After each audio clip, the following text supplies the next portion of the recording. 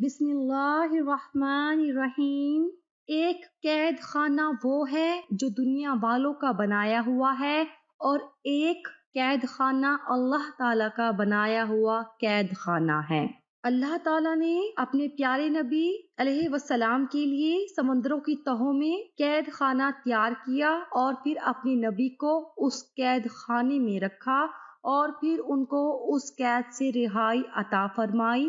وہ کون سی دعا ہے جس کی وجہ سے اللہ تعالیٰ نے اپنے نبی کو اس قید خانے سے نجات دی تھی، اور آپ بھی اس دعا سے اپنی دعاؤں کو کیسے قبول کروا سکتے ہیں؟ آج کی ویڈیو میں آپ کو اس دعا کے بارے میں بتائیں گے، اور اس دعا کا عمل بھی بتائیں گے جس سے آپ کی دعا بہت جلد قبول ہوگی۔ یہ عمل بہت ہی خاص ہے، انشاءاللہ اس کی برکت سے آپ کی دعا سیکنڈوں میں قبول ہوگی۔ یاد رہے، یہ عمل ایسا ہے کہ جس عمل کی تصدیق حضور اقدس صلی اللہ علیہ وسلم کی حدیث مبارکہ میں بھی موجود ہے۔ آپ کو یہ بھی بتاتے ہیں کہ اللہ تعالیٰ نے اپنے کس نبی کو کس دعا کی برکت سے کس قید سے نجات دی۔ لیکن اس سے پہلے آپ کو حدیث مبارکہ کی روشنی میں دعا کی قبولیت کے چند اوقات اور مقامات کے بارے میں بتاتے ہیں۔ اگر آپ ان اوقات میں دعا کریں تو جلد قبول ہوتی ہے۔ حضرت ابو ہریرہ رضی اللہ تعالی عنہ سے مروی ہے کہ نبی کریم صلی اللہ علیہ وسلم نے فرمایا کہ انسان اپنے رب کے سب سے زیادہ قریب سجدے کی حالت میں ہوتا ہے، اس لیے سجدہ میں دعا کثرت سے کیا کرو۔ حضرت ابو امامہ رضی اللہ تعالی عنہ سے روایت ہے کہ رسول اللہ صلی اللہ علیہ وسلم سے پوچھا گیا کہ کون سی دعا زیادہ قبول ہوتی ہے؟ آپ صلی اللہ علیہ وسلم نے فرمایا کہ رات کے آخری حصے میں اور فرض نمازوں کے بعد مانگی جانے والی دعا۔ اسی طرح حضرت سہل بن سعد رضی اللہ تعالی عنہ سے روایت ہے کہ رسول اللہ صلی اللہ علیہ وسلم نے فرمایا 2 دعائیں رد نہیں کی جاتی، ایک اذان کے وقت، دوسری بارش کے وقت۔ حضرت انس بن مالک رضی اللہ تعالی عنہ سے روایت ہے کہ رسول اللہ صلی اللہ علیہ وسلم نے فرمایا اذان اور اقامت کے درمیان کی جانے والی دعا رد نہیں کی جاتی۔ لوگوں نے پوچھا کہ یا رسول اللہ صلی اللہ علیہ وسلم، پھر ہم اس وقت کیا دعا کریں؟ آپ صلی اللہ علیہ وسلم نے فرمایا اللہ تعالیٰ سے دنیا اور آخرت کی عافیت مانگا کرو۔ یہ بات کبھی بھی نہیں کہنی چاہیے کہ دعا قبول نہیں ہوتی، کیونکہ جو دعا دنیا میں قبول نہیں ہوتی اللہ تعالیٰ اس کے بدلے میں اجر عطا فرمائے گا۔ یہ تھے چند اوقات اور مقامات جو دعا کی قبولیت کے ہیں۔ کوشش کریں کہ ان میں دعا مانگا کریں تاکہ آپ کی دعا جلد قبول ہو جائے۔ اور اب ہم آپ کو بتاتے ہیں کہ ہم جس نبی کی بات کر رہے ہیں وہ نبی ہے حضرت یونس علیہ السلام، اور جس دعا کا ہم آپ کو بتانے والے ہیں وہ دعا ہے دعائے یونس علیہ السلام، جسے آیت کریمہ بھی کہا جاتا ہے۔ یاد رہے کہ آیت کریمہ قرآن مجید کی سورۃ انبیاء کی مشہور آیت ہے۔ اللہ تعالیٰ کے نبی حضرت یونس علیہ السلام کا تذکرہ کرتے ہوئے ارشاد باری تعالیٰ ہے، مچھلی والے نبی یونس علیہ السلام کو یاد کیجئے جب وہ غصے کی حالت میں چل دیے اور خیال کیا کہ ہم اسے نہ پکڑ سکیں گے۔ بالآخر اس نے اندھیروں میں پکارا کہ الہی تیرے سوا کوئی معبود نہیں، تو پاک ہے، بے شک میں ہی خطا کاروں میں سے ہوں۔ تو ہم نے اس کی پکار کو قبول کیا اور غم سے نجات دی، اور ہم ایمان والوں کو اس طرح نجات دیتے ہیں۔ سورۃ انبیاء آیت نمبر 87۔ قرآن کریم کی اس آیت سے معلوم ہوا کہ اللہ کے نبی یونس علیہ السلام جب مچھلی کے پیٹ میں گرفتار ہو گئے اور مشکلات میں پھنس گئے تو انہوں نے مشکل کے حل کے لیے اللہ تعالیٰ کو ان کلمات کے ساتھ پکارا،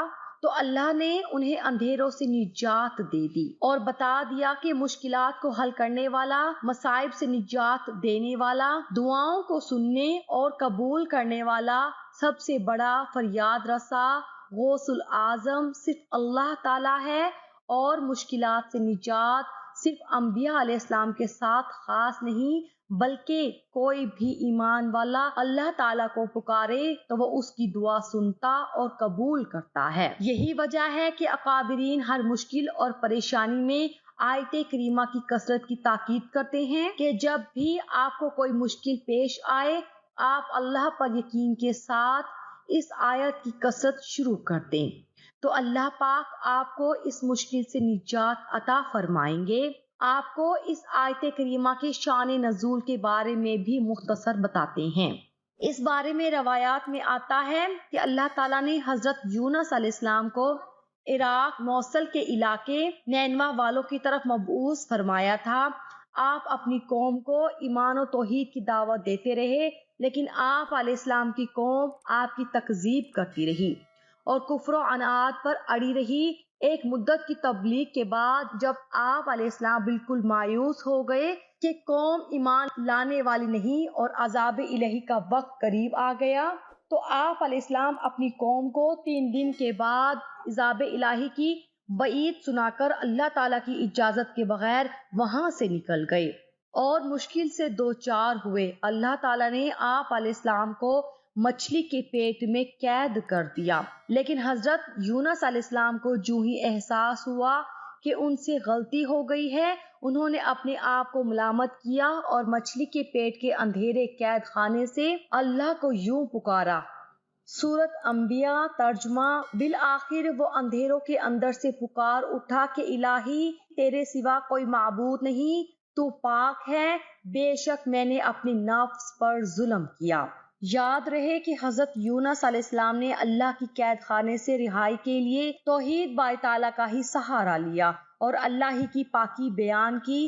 किसी नबी वली या अल्लाह के किसी बरगजीदा बंदे को नहीं पुकारा और ना ही अल्लाह के सिवा किसी और का वसीला पकड़ा। हजरत यूनुस अलैहिस्सलाम ने कहा ला इलाहा इल्लल्लाह जो कि कलमा तौहीद है और कहा जो कि अल्लाह ताला की तस्बीह है। फिर इन्नी कुन्तु मिनज़ ज़ालिमीन अपनी गलतियों का इकरार और इकरार इन लफ्जों में किया कि बेशक मैं अपने नफ्स पर जुल्म करने वालों में से हूँ। इस जुमले में इन बातों का एतराफ है कि अल्लाह मैंने तेरे हुक्म का इंतजार ना करके तेरा कुछ नहीं बिगाड़ा और मुझे इस कैद खाने में डालकर तूने मुझ पर कोई जुल्म नहीं किया क्योंकि तू इससे पाक है कि किसी पर जुल्म करे। ये तो हम इंसान ही हैं जो जल्दबाज हैं, नाशुक्रे हैं और बेसब्रे हैं और अपनी ही जान पर जुल्म करने वाले हैं। तब हमारे गफूर और रहीम रब ने ना सिर्फ अपने नबी की दुआ कबूल की और उन्हें निजात बख्शी बल्कि ये भी फरमा दिया कि जो भी मोमिन बंदा ये दुआ मांगेगा उसे निजात मिलेगी। और इसी वजह से रसूलुल्लाह सल्लल्लाहु अलैहि वसल्लम की वो दुआ जो उन्होंने मछली के पेट के अंदर मांगी थी यानी ला इलाहा इल्ला अंता सुब्हानका इन्नी कुन्तु मिनज़ ज़ालिमीन, जो मुसलमान अपने किसी भी मकसद के लिए इन कलमात के साथ दुआ करेगा अल्लाह ताला उस दुआ को कबूल फरमाएंगे। यही हमारा आज का वजीफा है जिसकी मदद से आपकी हर दुआ इंशाअल्लाह सेकंडों में पूरी हो सकती है। इसी दुआ के बारे में फरमाया ये इसमें आज़म भी है, इसलिए जब भी दुआ मांगे तो पहले इस दुआ का विर्द करें और उसके बाद दुआ मांगे।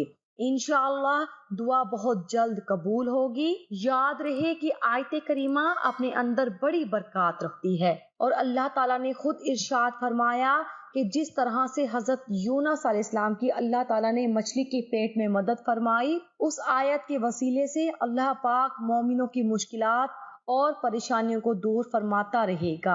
इसीलिए चाहिए कि जब भी कोई मसला हो, चाहे माली मसला हो, चाहे घरेलू परेशानी हो, चाहे कारोबार का मसला हो या फिर मुलाजमत के हवाले से कोई परेशानी हो, चाहे छोटा मसला हो, छोटी परेशानी हो या फिर बड़ा मसला हो, बड़ी परेशानी हो, बस इस आयत करीमा का विर्द करें और अल्लाह ताला से परेशानी और मसले के हल होने के लिए दुआ कीजिए।